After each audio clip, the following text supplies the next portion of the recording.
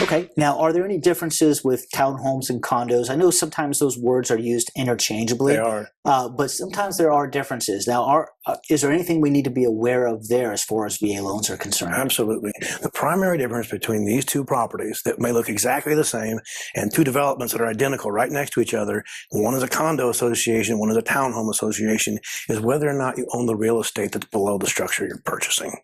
I dealt with one of these very recently where we fought the realtors for 3 weeks until I finally just told the title company, and they were insisting that this was a townhome and not a condo, and I called the title attorney and he said, no, there's no real estate actually being transferred in this transaction.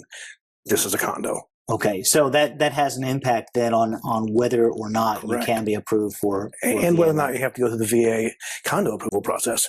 Okay, well, so that's certainly something that's very important if you're considering buying a townhome or condo, to understand the mechanics of how that property changes hands. So let's talk about some different types of properties that we haven't looked at yet, but that are becoming a little more popular. There's barn-dominiums, there's tiny homes, right? Two totally different things, but they're also getting a lot of press right now, and they're becoming kind of trendy. Are those things that you can use a VA loan for? There are a whole list of loan types that if you were to call your regional loan office and say, can I use my VA loan to buy this home? They will say yes. Next question is, can I find a lender that will do it? And sometimes that's the problem.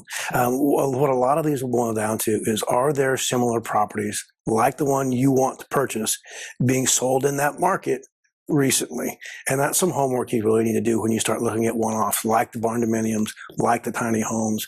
Have a realtor do some footwork and find out if there's some of these homes being sold in the market you're looking in. Okay.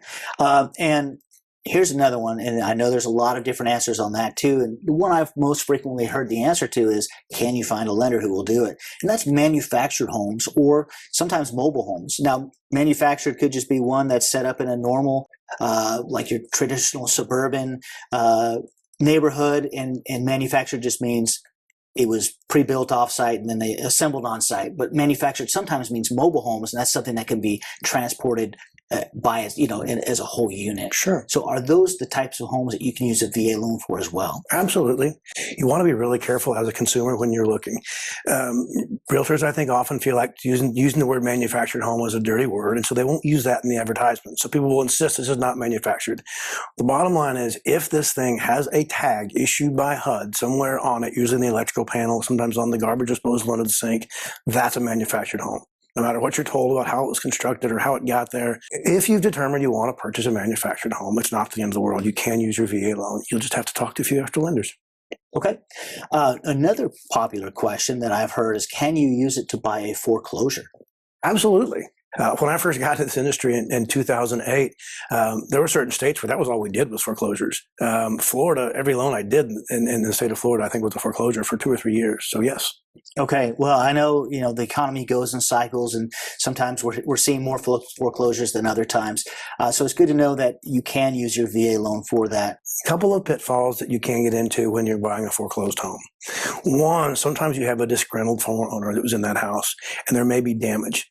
The bank is not going to repair any damage to that foreclosure, even if they approve you as a buyer.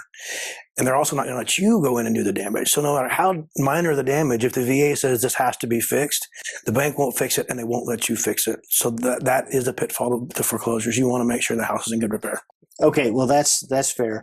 Now, on that same note, can you use the VA loan to buy a fixer-upper? Something that maybe you want to knock out a few walls or do something like that, or make some repairs to increase the equity or the value of the home.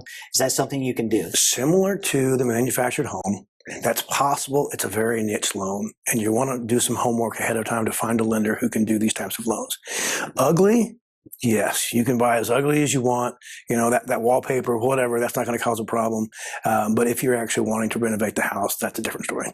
Okay, and it might be one of those things where you can buy the house, but the renovations are something you're going to have to fund on your own and do it that way, just through pure sweat equity.